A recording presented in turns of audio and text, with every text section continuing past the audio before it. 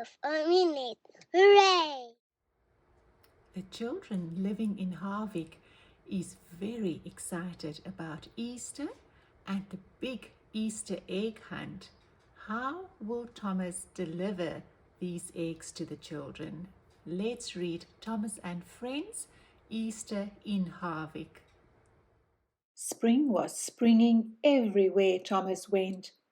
Each day there were more buds on the trees and more flowers bursting from the ground. Thomas's riders were enjoying spring too. Annie's and Clarabelle's windows were open for the first time in a long while. One morning, Sir Topham Hatt came into the yard.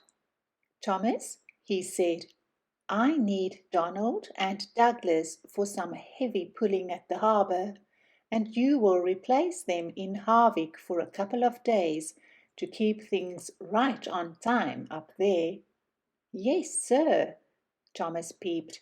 "That should be a fun adventure." Harwick is a town in the hilly countryside in the northernmost part of Soda. As Thomas travelled north, Annie and Clarabelle weren't carrying passengers, but were full of pretty straw baskets. Harwick was chilly, but Thomas's driver assured him it would be warming up soon. The weather should be perfect for the big Easter egg hunt on Saturday. "Egg hunt?" asked Thomas. "What can eggs hunt for?" His driver laughed. "Eggs don't do the hunting, Thomas. Children hunt for coloured eggs that will be hidden in the town park. That's what the straw baskets are for, collecting eggs." As promised, each day was warmer as Thomas chucked up and down the tracks around Harwick. And each day Thomas would see Terence working hard too. Terence's caterpillar treads helped him move around on the steep hills. In a tree near the tracks, Thomas could see a pair of birds busily building a nest out of twigs and grass. One day, Thomas saw that the birds had found a piece of red ribbon, which gave the nest a cheery bit of colour. "Now that nest reminds me of James," thought Thomas. The day before the Easter egg hunt, Thomas saw Terence pulling a trailer full of eggs. The eggs had been dyed all the colours of the rainbow. Thomas had never seen eggs in so many colours. Thomas waited for Terence as he drove down the muddy road. As Terence easily turned the corner, he tooted a happy spring hello to Thomas. But the trailer didn't have caterpillar treads like Terence. The curve was sharp. The road was muddy. Oh no! The trailer slowly rolled onto its side.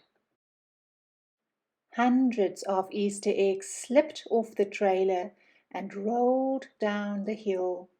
They tumbled faster and faster down the grassy slope. Some eggs got stopped by flowers and thick clumps of grass. Some rolled to the edge of a stream. A few eggs made it all the way to the fence around Farmer Dalby's garden. "Oh no!" cried Terence. "How are we ever going to get all of these eggs gathered and into town in time for the Easter egg hunt tomorrow?" And then suddenly Thomas smiled. "I think I have an idea," he said. The next morning there were many children and their families at the town park. There was the big sign announcing the Easter egg hunt, but there were no baskets, and worse yet, there were no Easter eggs. Just then Thomas pulled up. Sir Topham Hatt was laughing and smiling. "All aboard!" he cried. All aboard for a quick trip to the new Easter egg hunt location. And everyone happily boarded Annie and Clarabelle, who had been decorated just for the special day. Soon everyone was heading out of Harwick towards Mr. Dalby's farm. "If you cannot bring the Easter eggs to the children," Thomas peeped, "let's bring the children to the Easter eggs." When they reached Dalby's farm, all of the children detrained and stood on the road, waiting for the signal to begin. Sir Topham had started the big hunt. Ready, set, go! And the children were off. They looked everywhere for the brightly coloured Easter eggs. They found the eggs in the bushes and by the stream. Everyone was having fun. Thomas and Sir Topham had watched the children laughing and hunting. Suddenly, Thomas noticed 3 blue eggs in a nest in a tree near the tracks. He was confused. "How did those eggs get up in that tree?" he asked. "Can Easter eggs fly?" Sir Topham had laughed. "Those aren't Easter eggs, Thomas. Those are robins' eggs. Soon they will hatch and be baby birds." Thomas smiled and sighed.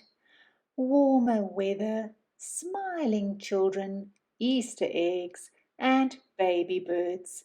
I can't wait for the rest of spring. The end.